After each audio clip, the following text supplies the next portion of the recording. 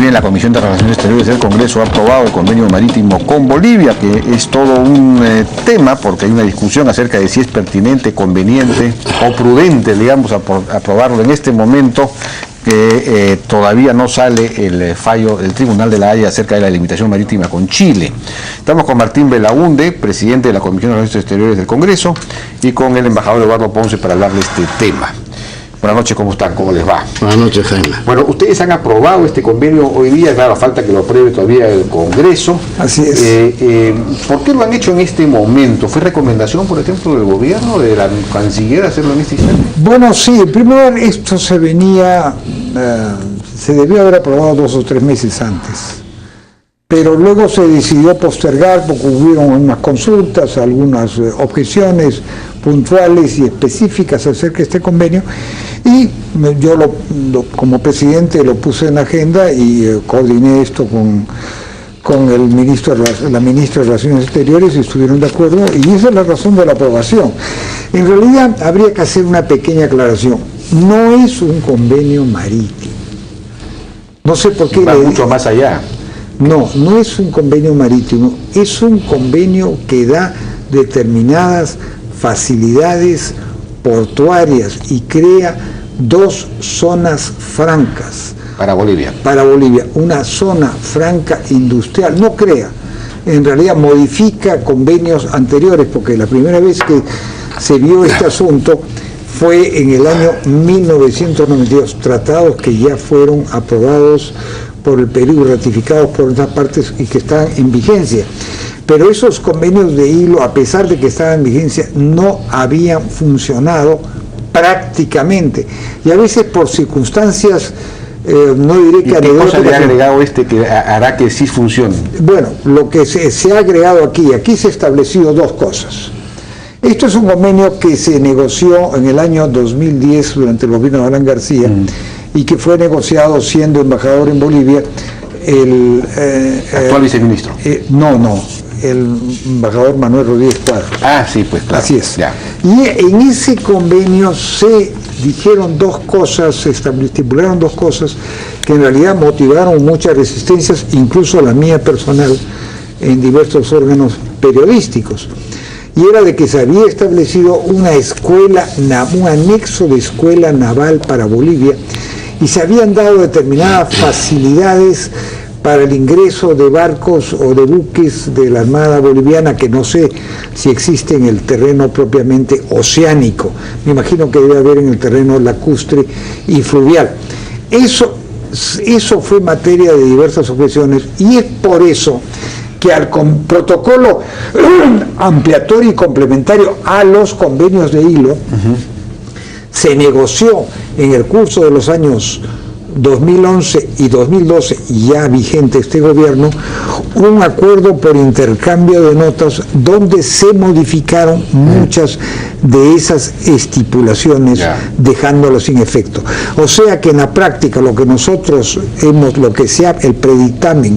dictamen que se ha aprobado en la Comisión de Relaciones Exteriores son las estipulaciones originalmente firmadas el año 2010 con las modificaciones del año 2011. Eso es lo que se ha aprobado.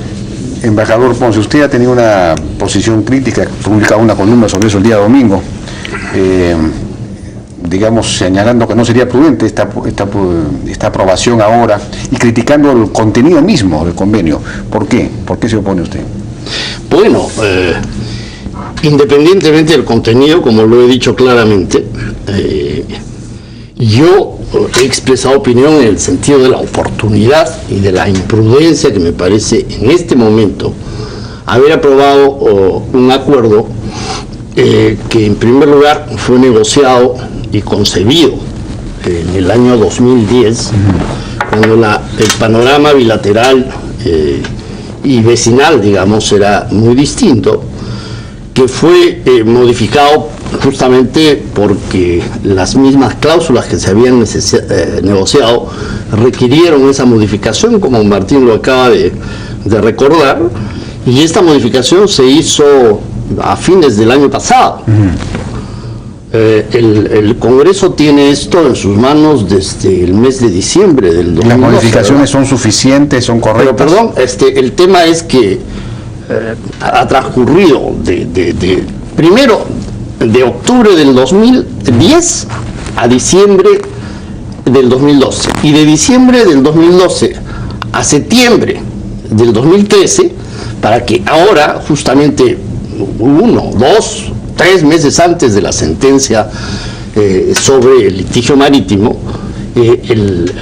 la comisión, precisamente la Comisión de Relaciones Exteriores del Congreso, sin que yo sepa opinión de la Comisión de Defensa, la Comisión de Economía o la Comisión de Descentralización, la Comisión de Descentralización supondría que Bolivia es un... No, la Comisión de Descentralización aquí podría tener una opinión muy importante, porque esto queda en hilo, y a Moquegua naturalmente tendrá y ha tenido opiniones, y no necesariamente positivas, sobre esos convenios, al igual que Tacna e inclusive Arequipa, me imagino, ¿no? De ahí la relevancia de tener una opinión de descentralización, pero sobre todo mi preocupación y mi objeción ha sido en cuanto a la oportunidad. En diplomacia, para que las cosas caminen bien, hay que hacerlas en su momento. ¿Y por qué en este momento este convenio podría no ser oportuno? Bueno, justamente Martín ha mencionado que él mismo levantó objeciones muy justificadas, ciertamente, al contenido naval, ¿no?, que tenía el convenio original, y que hizo necesario un trabajo realmente de hormigas para mejorar lo que estuvo mal, ¿no? Claro, eso creaba un enclave naval boliviano en un mar peruano cercano a Chile, digamos, eso era una cosa así. Sería tal vez mucho decir, pero sí podría, o sea, Bolivia es un vecino complicado, ¿no? Eso lo sabemos, y además está gobernado por un gobierno complicado, por un gobierno que ama las expropiaciones, que tiene una filosofía política y un ejercicio de la política y de la política económica que es en nada parecido, felizmente, al del Perú. ¿Pero eso qué tiene que ver con el acuerdo este? Bueno, que hay muchas situaciones económicas y situaciones simplemente de potencial utilización de las facilidades para Bolivia, que podrían dar lugar a algún tipo de problemas, ¿no? Eso es, ¿no? Yo no quisiera entrar en demasiadas especificidades, porque no me gusta hacer política exterior por televisión, pero sí yo reitero mi preocupación de que esto, justamente en este momento, y sin saber cómo puede venir la sentencia entre el Perú y Chile, ni saber tampoco cómo puede derivar una futura sentencia de la Corte Internacional de Justicia sobre la demanda que Bolivia le ha interpuesto a Chile, ¿no? Pero a su juicio, las modificaciones que se han introducido son suficientes para aplacar esos peligros, digamos. Yo no creo que sean realmente suficientes, porque las modificaciones, en lo fundamental, hablan de la aplicación de la legislación peruana para las instituciones que el convenio crea, y al referirse a la legislación peruana hablan en general de otras normas aplicables, y la legislación peruana no ha sido concebida ni pensada en función de un país, y menos todavía de Bolivia. La legislación peruana en materia marítima ha sido concebida en términos generales, o sea que con preferir todo esto a la aplicabilidad de la legislación peruana no avanzamos mucho en términos de prevenirnos sobre ciertas... Es decir, en lugar de la escuela naval... del anexo de escuela naval, boliviana, ahora hay una especie de marina mercante. ¿Qué es lo que hay? Lo que existe es que la escuela de marina mercante peruana, Almirante Grau, que creo que tiene su sede en el Callao, de acuerdo a una política de descentralización, se trasladará a Hilo. Y esa escuela de marina mercante peruana, bajo la supervisión de la Marina de Guerra del Perú y de los oficiales de la Marina de Guerra del Perú, admitirá entre sus cadetes a cadetes de nacionalidad boliviana. Entonces aquí no va a haber ninguna base, ninguna escuela naval de guerra boliviana, va a haber una escuela de marina mercante que es muy distinta de una escuela naval de guerra, y ahí podrán estudiar aquellos ciudadanos bolivianos que quieran dedicarse a la marina mercante, porque yo tengo entendido... La marina mercante, entonces, ¿qué sentido tiene que los cadetes, digamos, bolivianos estudien ahí, si es marina mercante, no naval? Bueno, es que se le da esa facilidad para que estos estudiantes bolivianos, que en función de la visión oceánica y marítima de Bolivia, que es un estado que no obstante ser mediterráneo, no renuncia a esa visión, no quiere superar su enclaustramiento, el Perú les da esa facilidad para que esos estudiantes bolivianos estudien ahí bajo la supervisión estricta de la Marina de Guerra del Perú, de manera que no va a haber ninguna escuela naval de guerra. Eso, que en mi opinión era inconveniente, ha sido totalmente modificado, porque lo que se han aprobado, repito, son 2 convenios: el protocolo ampliatorio y además este acuerdo por intercambio de notas. Ahora, esto no es un convenio marítimo, este es un convenio de facilidades portuarias. Y estas facilidades portuarias se habían dado antes con lo que se llamaba la zona franca industrial, que ahora se le llama zona franca industrial y especial, económica especial, económica especial, de 1.68 kilómetros, o sea, de 1 kilómetro 680.000 metros cuadrados, y además una franja turística, una zona franca turística de 3.68 kilómetros, ambos en la costa. La zona franca turística que había sido implementada, había sido pactada, estipulada en el gobierno de Fujimori, no se pudo llevar a cabo porque estaba superpuesta a determinadas concesiones mineras que pertenecen a la Southern Peru Copper Corporation. Y entonces lo que se ha estipulado en este convenio es que el Perú, en base a unos compromisos de renuncia de concesión minera de Southern Perú, donde tiene una explotación de conchuela, que es un elemento necesario para el funcionamiento de la fundición y refinería de hilo, entonces va a ir entregando esas áreas para que ahí, dentro de la soberanía peruana, se establezca una zona franca turística y también una zona franca industrial económica especial, donde el Estado boliviano y empresas bolivianas que se inscriban para ese efecto, a través del ente coordinador que en relación con estas dos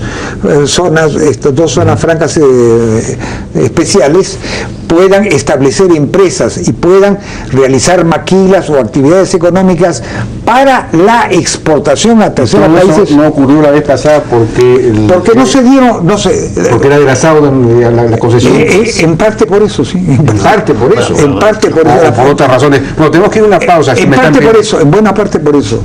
Porque había una superposición y el gobierno peruano no podía pues tomar los terrenos superficiales de esa concesión, que era una concesión minera no metálica y que requerían. Yo creo que no hubo mucho interés de los bolivianos. Tampoco hubo mucho interés, pero parece que ahora han reforzado su interés. ¿Sí? Bueno, vamos a ir a una pausa, regresamos. Porque en Incafarma pensamos en ti y te regalamos 50.000 soles todas las semanas. Por cada 10 soles recibirás un cupón. Tú puedes ser uno de los 8 ganadores de 50.000 soles en efectivo. Es un ganador por semana. Incafarma, más salud al mejor precio. Ellos ya ganaron 50.000 soles. Sigue participando, que tú puedes ser el próximo ganador. A todos nos gustan los finales felices. Y vivieron felices para siempre. Cuando nos sorprenden con los ¡sí, la hicimos! Entonces, ¿por qué no construimos juntos el más feliz de todos? Prima AFP, la AFP que estará contigo el día que te jubiles. Un final feliz que tiene el respaldo y la experiencia de los más de 124 años del Grupo Crédito. Prima AFP. Ayer, hoy, siempre. Buenas tardes, casera. Dame una yuca y una mano de plátano. Esto también, mami. Pero no me alcanza, hijita.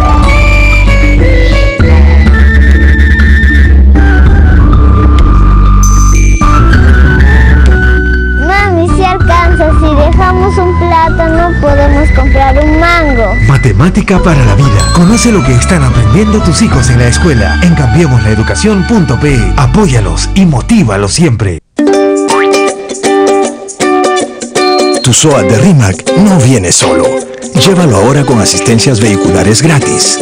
Encuéntralo por donde vayas o pídelo llamando al 411-3000. RIMAC Seguros.